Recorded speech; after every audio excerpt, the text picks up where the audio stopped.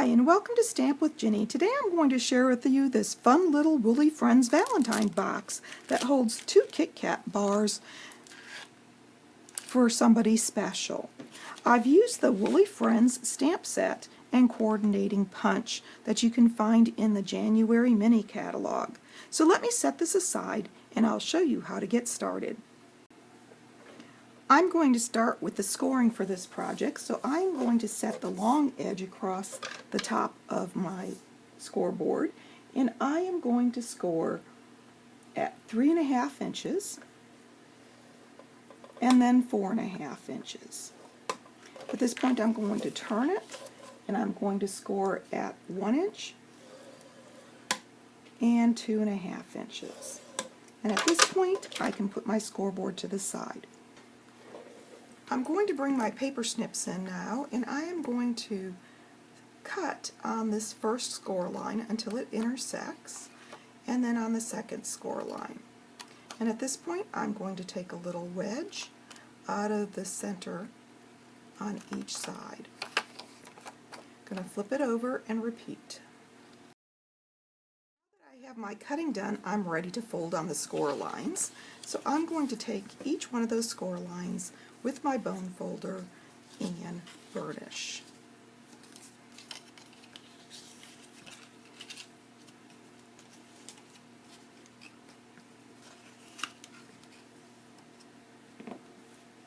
Now at this point I have these nice tight creases and my box comes together, but I want to see which side I want to make the front.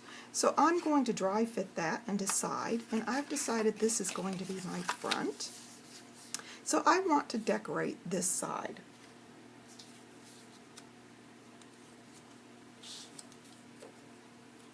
Now this is Directional Designer Series paper, so if that matters to you, you want to put them in the order that you want them and the direction. I'm going to bring my center panel in here and adhere it, and you can use either side of this panel. It's got 2 lovely sides to it, and I'm going to use the flower because I want this to be a friendship Valentine treat and of the sentiment I'm using. And then I'm going to take these 2 smaller pieces and put them on either side of that first strip.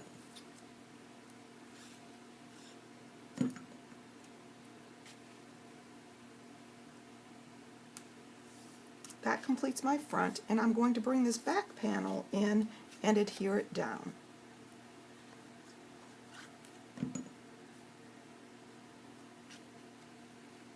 Once again, you'll want to make sure those flowers are going in the right direction. So I've got that finished, and I'm ready to start adding my tear and tape. Now the fact that I've put my Designer Series paper on here already makes it easy to know which side I'm going to put the tear and tape on, because I want it on the back side of that front flap. So I've got this beautiful seamless look. And I'm going to take a piece of tear and tape and put it on the outside edge of this long flap, along with the inside edge right next to that score line, or just off of it, leaving a little bit of wiggle room.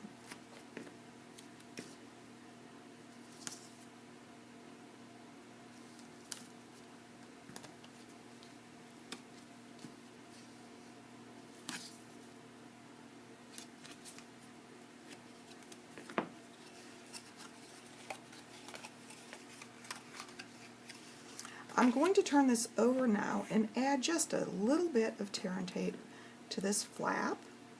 You can just add it as desired. It doesn't have to go across the outside edge. This is to simply tack it in place. I'm going to burnish those tear and tape strips quickly with my bone folder. And then I'm going to remove these little pieces. Now I went over here a little bit. That's okay. I'm simply going to take that tear and tape and push it back on itself. And I'm ready to adhere these flaps down. So I'm going to pull those flaps in, pull the back flaps up, line them up against the bottom, and adhere. Let's see, I did it with the table on that side. I'm going to show you where it's not on the table. And then if you have a little bit of an overhang, you can breathe on this because I didn't get it quite right, and lightly pull. You should be able to use your warm breath to get that lifted so you can re-adhere. And then I'm ready to do the side flaps, pulling up each one of these protective strips. Now I've removed all four, but if you're more comfortable not being aware of where the adhesive is before you adhere down, you can do one side at a time. I'm going to turn the box on its side, line up those edges, top and bottom, pushing and walking that adhesive lightly to the edge, and then I can burnish once it's in place, and repeating on the other side. There we go. I can take my bone folder on the inside and burnish that adhesive again. I've got my front side of the box, and I'm ready to add my little handle. I'm going to use the Bubble Bath faux linen ribbon for this and a paper punch. Now this happens to be a 1/8 inch paper punch, but you can use the side that you have handy, or even your paper piercer and a piercing mat. I'm going to punch a hole on each side, approximately 1/4 inch down. I've got that finished, and I'm going to take my ribbon here and pull it through that hole, and I'm going to tie a knot on this end.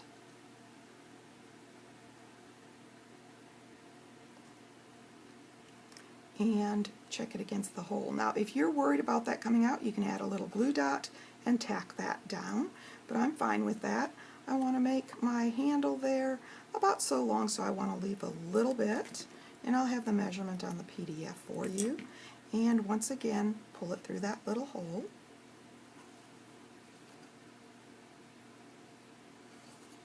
And tie a knot.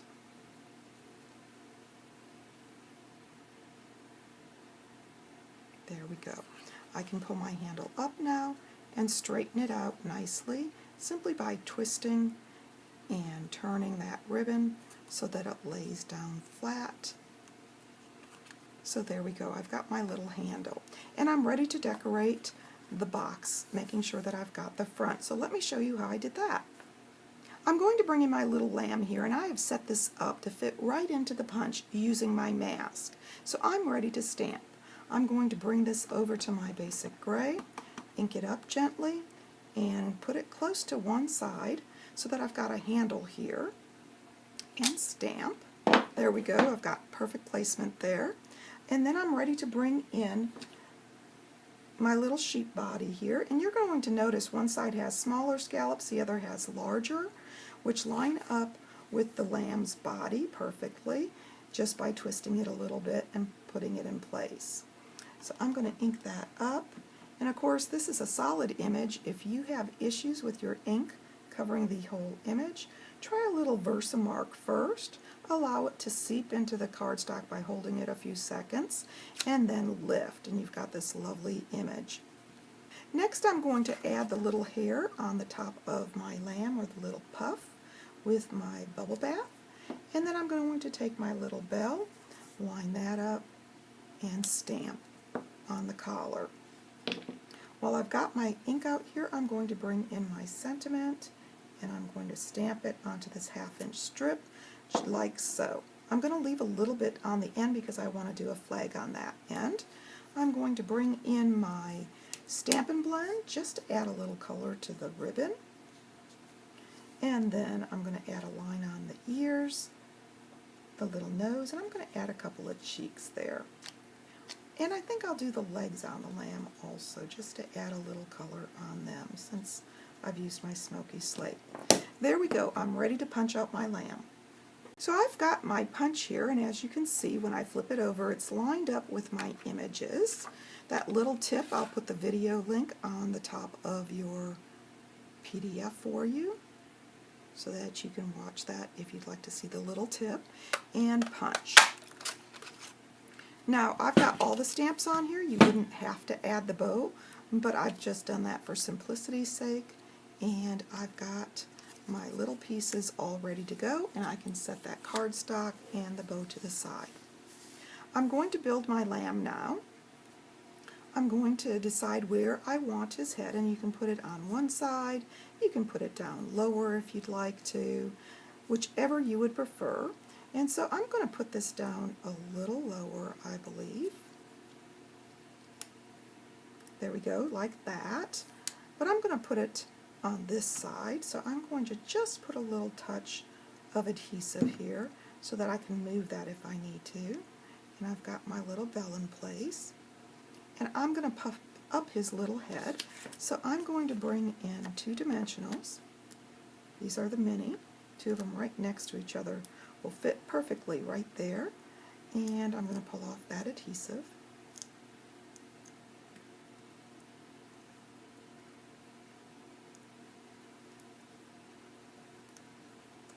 That one little dimensional doesn't want to let go. So I'm going to bring in my paper piercer, there we go, and I'm going to adhere that down. And if I need to, I can adjust that bell as long as I've done that quickly and it hasn't dried, which is what I love about the multi-purpose. So I'm going to cut this off about here because I want a little bit of space to put behind the lamb. And then I'm going to cut in the center here. And of course you can trim this down if you want before you start. And then I'm going to cut the little flag the length I want it, simply by cutting from the outside edge to the center. There we go. At this point I can bring in my little box, and I'm going to set my lamb on it like that.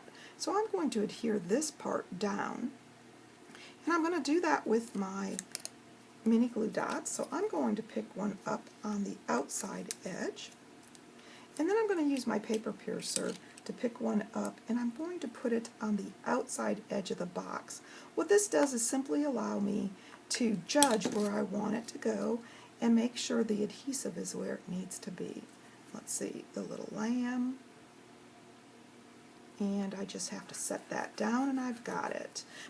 For my lamb, I'm going to adhere him just on the right, so I'm going to take my finger and put it here on the edge, and then I'm going to add my adhesive quickly to the back, I hope you can see that, of the lamb's body.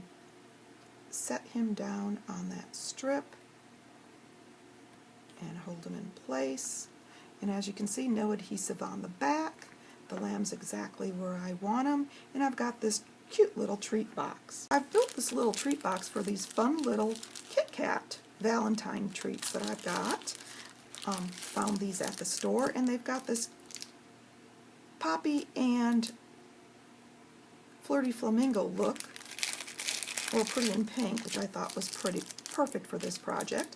I'm going to take 2 of these little bears, and I'm going to simply tuck them into the box. That little top edge will show, and I've got this cute little friendship Valentine for somebody special. They can have a Kit Kat and share one with somebody else. So there you go, quick and easy project using the Woolly Friends stamp set found in our mini catalog. And of course, if you'd like any of these products, feel free to stop by my online store. You can get there from my blog, Stamp with Jini. Thanks for joining me.